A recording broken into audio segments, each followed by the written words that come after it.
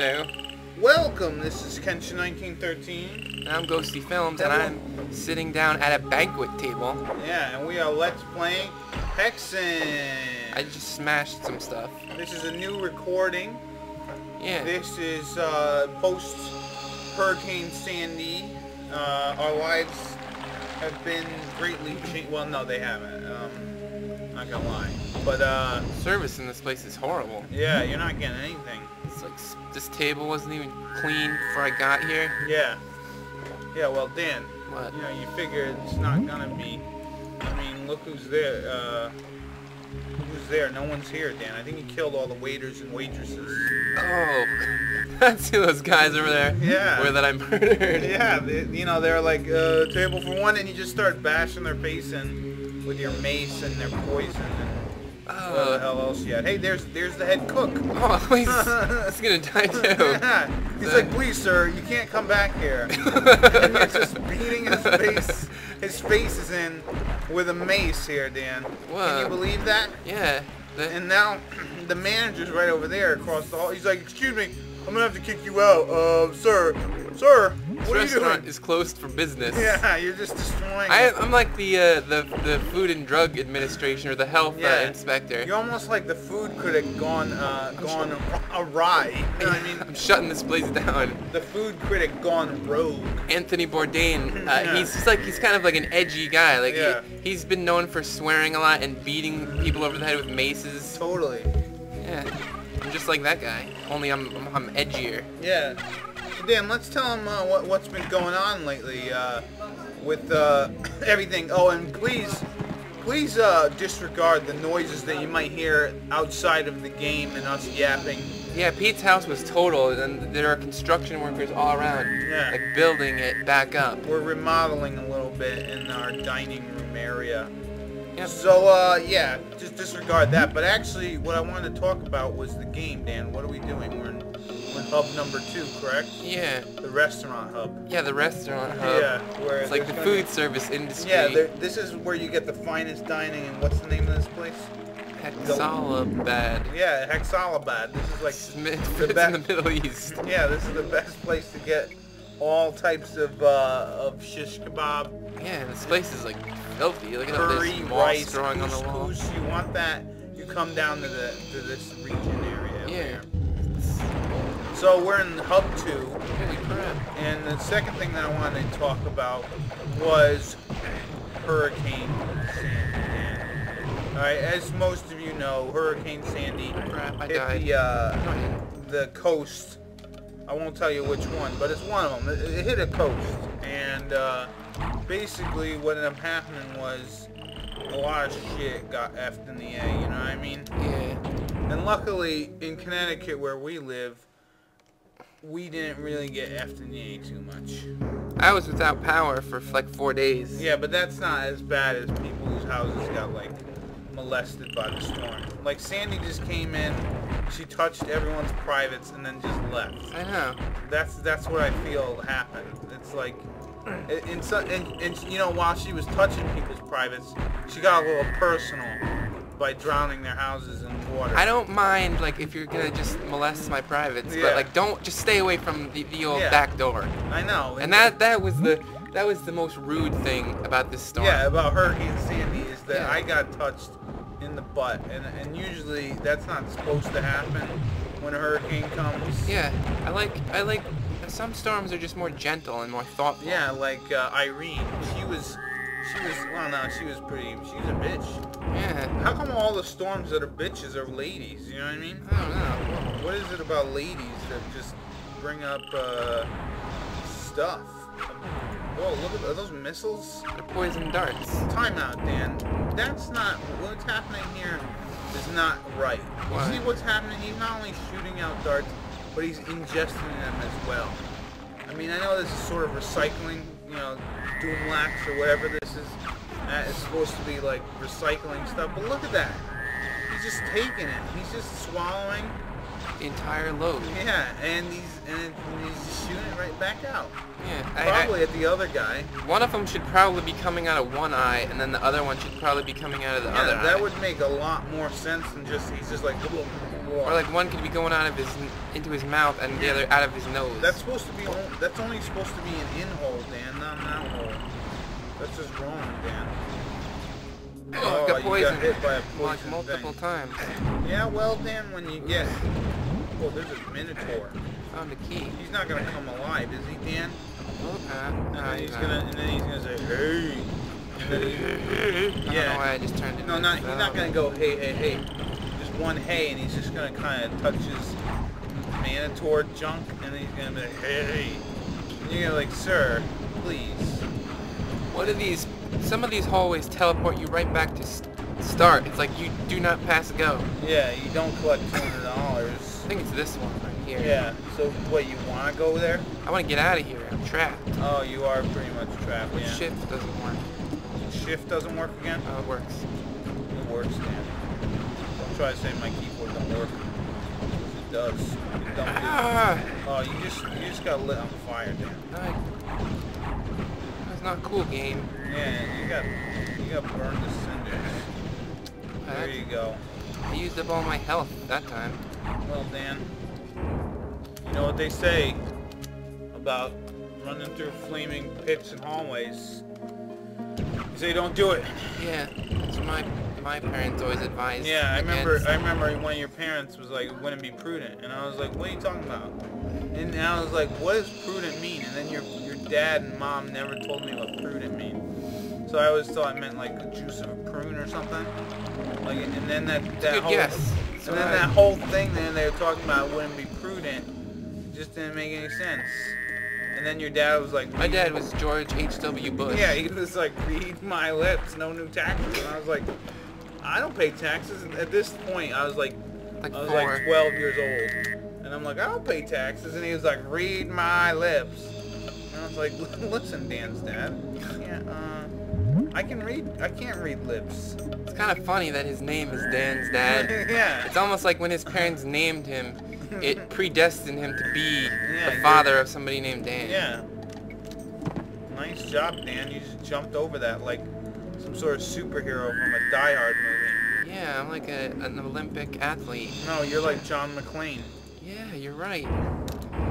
And this is like the Nakatomi Tower. That's true. Yeah, and you're walking through here, killing all these terrorists. And where's Alan Rickman? Yeah, where is he, Dan? I think the Korax would be Alan Rickman. Yeah.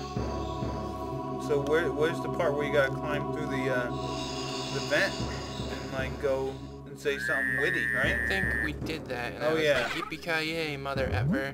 And yeah, you know what? I think I remember that, Dan. I think I remember that. I'm not sure what I'm doing at the moment. I don't know what you're doing either, Dan. I've never played this game. So I wouldn't be able to tell you what you're doing or what you're not doing wrong or not wrong. Whoa. Look, there's the waiter at the restaurant. He's just the ferryman and wants to bring you up the river, but no, Dan's got to beat him to death.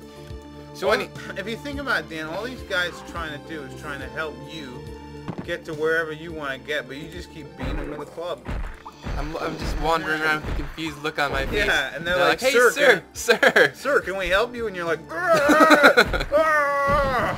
yeah, well, that's pretty much how I am in real life. Yeah, these are some of the most friendly demons you'll ever meet. And Dan is just bashing their brains in with a friggin' mace. It's just unbelievable. Yeah, and they're trying to be so helpful. Yeah, they're just coming over. They want to give you some directions to where you gotta go, and you're not. You know what? You're not even giving them a chance to be like, yeah, I gotta go here. They just like, excuse me, you lost, and then you just start beating their face in. I'm incorrigible. Yeah. Look at you, Dan. You're in this place. These guys are just hanging out in the park, and you're just beating their face in. This is like a temple to Allah? Zeus. Whoa, somebody's beating me up from behind. No, but like, yeah, look at this place. They're hanging out at their church, and you just come in and you beat them. You beat them to death. Like right now, they're probably having like a church function, Dan, where they're trying to, get a little bit of money for the kids for Demon Christmas. Yeah, they're like having a bake sale. Yeah. And I'm over here just smashing. You're like, I want pie, and you're like, I'm not gonna pay for it. And you're just beating these guys to death. Yeah. It's just crazy. They're like man. trying to feed the children of the world. Yeah, they're trying to feed the demons of what do you call this, Hexagonia or whatever. Hexabalabad. Yeah, and you're just telling them I don't care about the kids of Hexabalabad. Well, I don't know what to really say. I mean, I just hate children. Yeah, and you know, we are the world right here. This is Dan.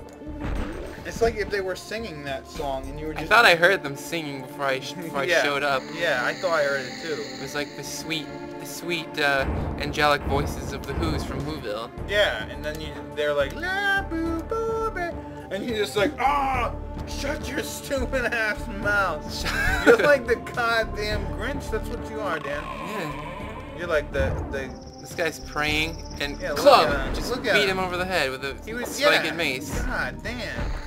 How would you like it, Dan, if someone just came into your house while you were doing something and you're like, excuse me, can I help you? And then someone just starts beating you in the face with a mace. That actually happens quite a bit. Yeah. If you've ever like stared at my face for long, you know, a considerable amount of time, you realize that I'm hideously ugly.